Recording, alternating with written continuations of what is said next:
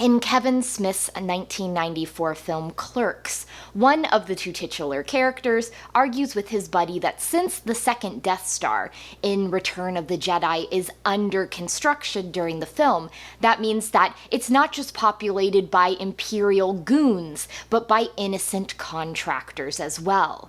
Michael Reaves and Steve Perry took that idea as the starting point for their novel Death Star, showing the Empire's greatest weapon from the point of view of people who are allied with the Empire, but slowly come to realize that perhaps this is not the cushy job they were promised. Death Star by Michael Reaves and Steve Perry ultimately made it to number 15 on the New York Times bestseller list for the week of November 4th, 2007. I own a copy of Death Star in hardcover, primarily because the cover art is done by John Harris, and I really like his artwork. He did the covers for the Dark Tide duology in the New Jedi Order series, and I always thought I'd get around to reading it, but I hadn't yet. So, this is the perfect time to finally read this book that has been sitting in my collection, not since it came out, but for quite a while now. So first, a brief summary. The Death Star was created for a single purpose: to obliterate planets in the blink of an eye and ensure the Emperor's rule of the entire galaxy through fear. But before Luke Skywalker blew it up with a proton torpedo at A New Hope, it was a construction site home to countless individuals, from Imperial officers to architects to archivists to bartenders. So we know that the construction of the Death Star, or rather the implementation and then construction of the Death Star, took a while, as the plans were in existence during the prequel trilogy. But the Death Star novel really only covers a 3-year span, from 3 years before the Battle of Yavin right up to including the events of A New Hope itself. The dramatis personae of the novel lists 13 characters. All but 2 of those characters are viewpoint POV characters here, which is a lot. The book is broken up into 2 parts. Part 1 is called Construction. Part 2 is called Shakedown, and contains a lot of straight-up dialogue from the film in it. Basically, Part 1, Construction, sees, you guessed it, the construction of the Death Star, and also a lot of setup to get all these viewpoint characters on the Death Star for the second part to begin. And then the second part is, the Death Star is nearing completion. Tarkin is starting to test its potential. The plans for the Death Star are stolen by the Rebel Alliance, and then everything cascades from there. So who are these copious viewpoint characters in the Death Star book? First, we have Commander Atour Riten, who is a archivist and librarian on board the Death Star. Why does the Death Star have a library? Have an archive? I mean, why not? It's big enough, has everything. Of the viewpoint characters, I believe that Atour is one of the last ones to show up. We don't get his viewpoint until chapter 25 out of 75. He's mostly serving the Empire because it serves his interests. He doesn't really care about the Republic or the Empire or whatever, as long as he's able to get knowledge and sometimes use that knowledge to blackmail people. He's actually the one whose plans were leaked somehow to the Rebel Alliance because, of course, he found a copy of this Death Star and was like, cool, I'm gonna send that to my personal archive on this planet where the rebels got it, and then everything ensued from there.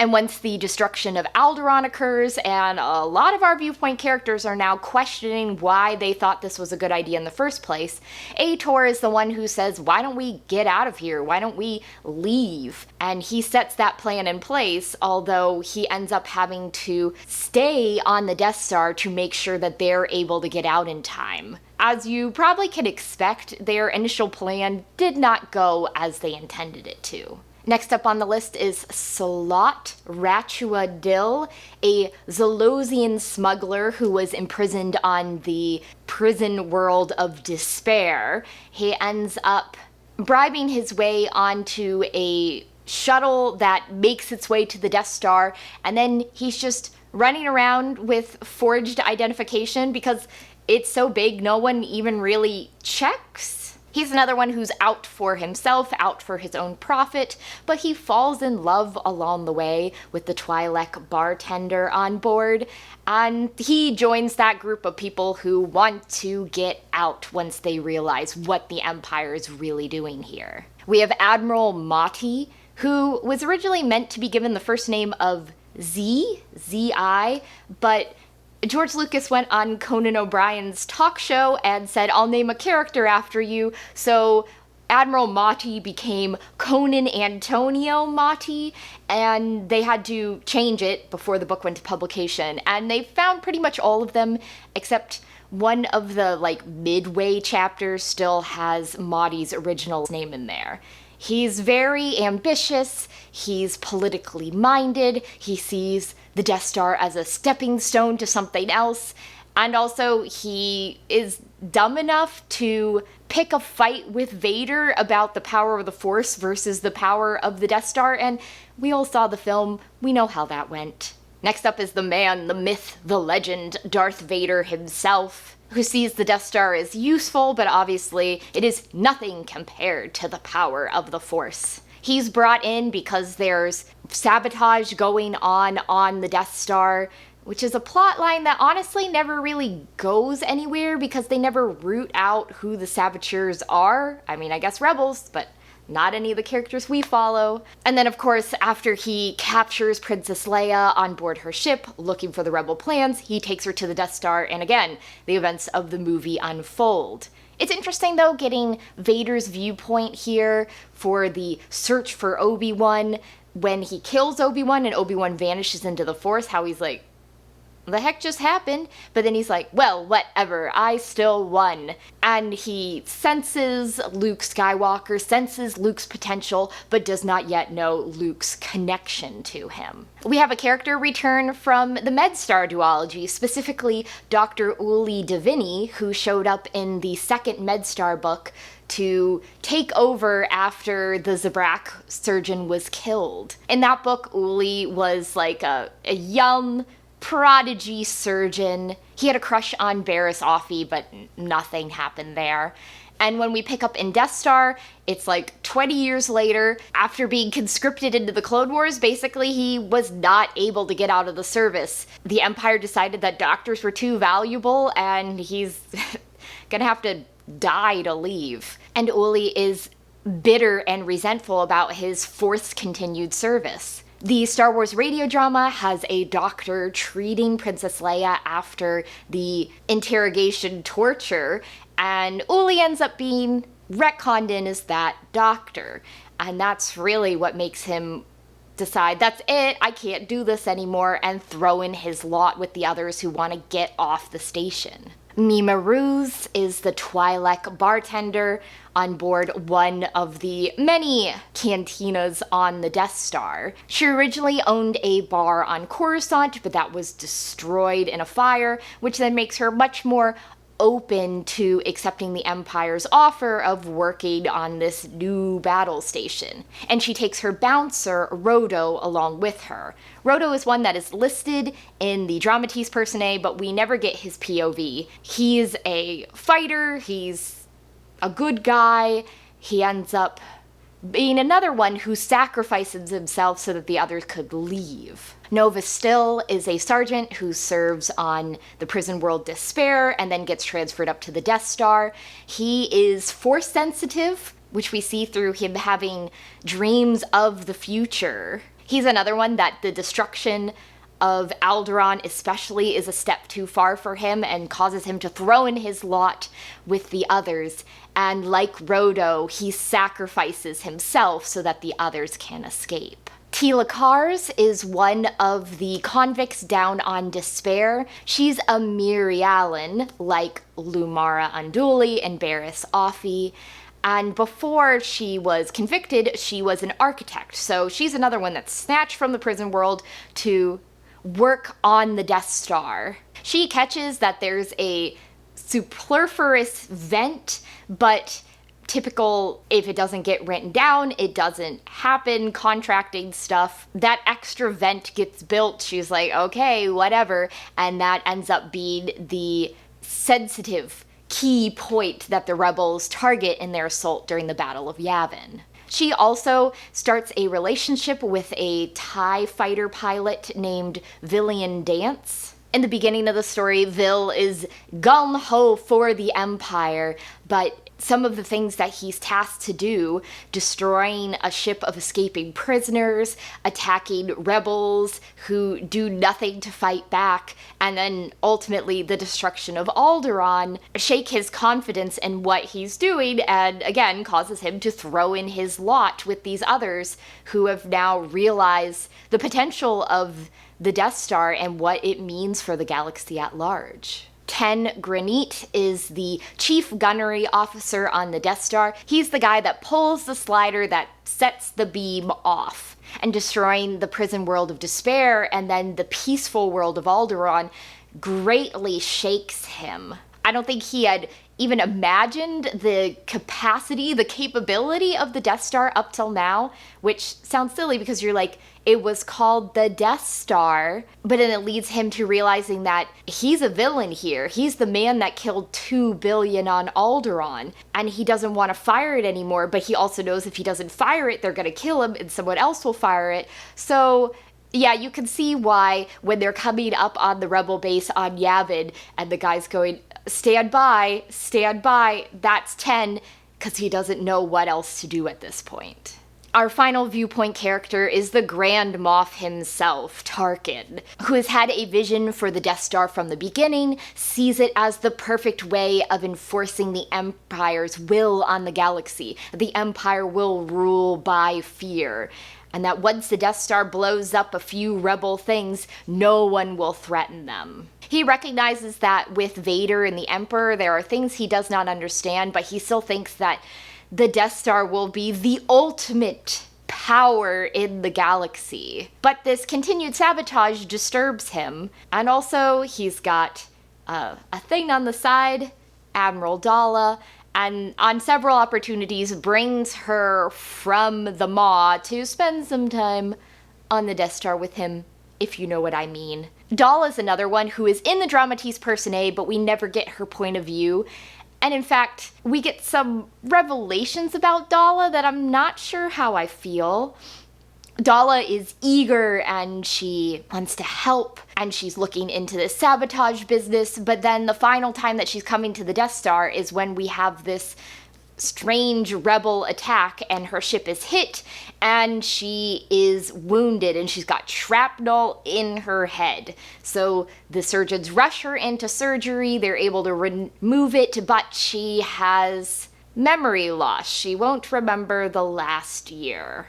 And in fact, it sort of seems to be implied that this is also going to maybe affect like the impulse section of her brain as well, that maybe she's going to be more reckless going forward, which I guess is one way to describe how Daala is hyped up as, you know, the youngest admiral ever. She was so good at simulations, and then we see her in action in the Jedi Academy trilogy, and you're like, this woman is a mess. I don't know, I find it fascinating that we get this brain damage explanation for why she is the way she is in Jedi Academy trilogy, but then none of the books after Death Star bring this up, because Daala shows up in the Legacy of the Force series, and then she is the chief of state of the Galactic Alliance in Fate of the Jedi, and no one talks about this, and does not seem to be a part of her character. It's an explanation, but I'm not sure I buy it. I always preferred the explanation that Tarkin really hyped her up, and yes, maybe she was very good at simulations, but simulations in the real world are very, very different, and you can hide away in the Maw for years and years and years, but once you're out, you maybe don't know the best way of waging war against the New Republic. I think what Death Star makes really clear is that Tarkin likes her because she is a very attractive young woman, and she's a smart young woman, but in the end, if she's going to impede his career, he's gonna drop her like a hot potato. And I don't think that Daala ever got that, because she's very young. Tarkin is a lot older and a lot more experienced than her. And so there's just a worrisome power dynamic at play that I don't think Daala ever realized was even a part of this. People make jokes about the Moff's girlfriend, and I don't think they would have made those kind of jokes if she wasn't so obviously promoted beyond her abilities at this point. So I think that Death Star has a lot of really interesting ideas here. I do like the concept of showing the normal people on the Death Star, not just showing the Imperial command, but all the other stuff that's taking place. But I can't help feeling like this novel is a little bit half-baked. And I feel like part of that is the fact that there is just so much setup here. The entire construction section is just set up to get all of these characters onto the Death Star for when the events of A New Hope start. And I feel like once we got past part 1 construction into part 2 shakedown, the book took off for me, but then we almost had a separate problem, which was that there is just a lot of verbatim A New Hope stuff in here. It's just basically the dialogue taking straight from the film presented here. And maybe we'll get Vader's viewpoint while it's happening, but I was sort of expecting more like behind the scenes stuff. But no, a lot of it is like exactly what you see in the film. So I know that Reaves and Perry didn't have a lot of leeway to change that, but that's where I would have thought that showing us maybe the conversations they were having before we had the scene in a film would have been interesting, but it almost made it, despite those additional insights we got from like Motti or Tarkin or Vader, it just made it feel like rehashing stuff we already know. Another problem that Death Star has is that, besides the 11 viewpoint characters, there are 75 chapters here, and the chapters are pretty short. There's not any long ones because, again, Death Star's not a really big book. My hardcover copy is 363 pages. And what I ended up doing was keeping almost a cheat sheet of which characters' viewpoints we got in each chapter. I will put a picture up on screen of like all my little sheets of paper. And as you can see, like some of the chapters, despite being short, you have like 7 different viewpoints in it, so it was almost like we kept getting snippets of things. But I almost would have liked it if there was like a little bit more time to dig into these characters' heads, especially the new ones who we've just met, to get to know them a little better, because a lot of the insights we got with them felt surface level, but just like I wish they could have gone deeper. And that leads to my third issue with Death Star, which is that there's like a overarching theme in this book, but there's not really plot. You would think, oh, it's going to be like the rebel saboteurs and finding out what's going on there, but that is never resolved. We have Vader come in to question people and no one owns up to it. Daala's like, I'm going to look into it, but then she's wounded and loses the events of the last year, so if she found the answer, we don't know. And then we have this really weird rebel attack on the Death Star while it's orbiting Despair. Like a carrier ship comes and all these like X-Wings and starfighters come out and they're just like running at the Death Star and the TIE fighters just destroy them all. And you're like, what was the point of that? I guess how much the rebels knew that they needed to take this out, but like it was weird. It felt very weird. It sort of felt just there so that Vil Dance could be upset about what he did. Like, I've made double ace, but I don't feel good about it. But I was like, that is like the dumbest strategical move I have ever heard of. Of course, then that sets off like a domino effect of them moving the Death Star and then them testing the turbo laser on Despair, and it takes like 3 or 4 hits and then they destroy the world and then they're heading off. It's just strange. So it almost seemed like if there's any plot at all, it's that group of mostly non-Imperial officers, more contractors, working on the Death Star who after the destruction of Alderaan are like, that's it, we want to leave. But I also feel like it's almost like Reaves and Perry tried to have their cake and eat it too. You want to show us the innocents who died on the Death Star, but at the same time, like, a big chunk of your viewpoint characters run away during the Battle of Yavin and make it to safety, and like at least half of them are going to join the Rebel Alliance. Again, it felt like they had a theme for the book, but they didn't have a plot. So there was an awful lot of me reading Death Star and being like, and? What's going on here? I don't know. I can see why Lucas Books and Del Rey would want to have a book about the Death Star because, I mean, doesn't everyone want to know the story behind the Death Star? But I think the problem is that a lot of that had already been filled in other media. That's where we got the planet Despair. I think it came from a computer game. So I think your enjoyment of Death Star will probably come down to how much you like these characters and how much you sympathize with them. And like, I like Uli because I love the Medstar books. Some of the other guys, I could have taken them or left them. I'm just like, okay, cool. And it just felt like maybe in the end that Reaves and Perry were trying to do a little bit too much with Death Star, because it just, felt half-baked. Like, there's an interesting idea here. I can see what you're trying to do, but it didn't work for me in the end. I liked getting more insight into Tarkin and Daala and Vader and Motti, but overall, Death Star the novel is somewhat aimless, and I think that's disappointing because I love Darth Maul Shadowhunter. I thought that Shadows of the Empire was a good book, and I really like the Medstar duology, even if I preferred the first book more than the second book, so I know that Michael Reaves and Steve Perry can write really good stuff here, and I don't think that Death Star is badly written, I just think it's aimless and rather plotless in the end. So next time, I'm going to be reading the second book in the Darth Bane trilogy by Drew Karpyshyn, Rule of Two.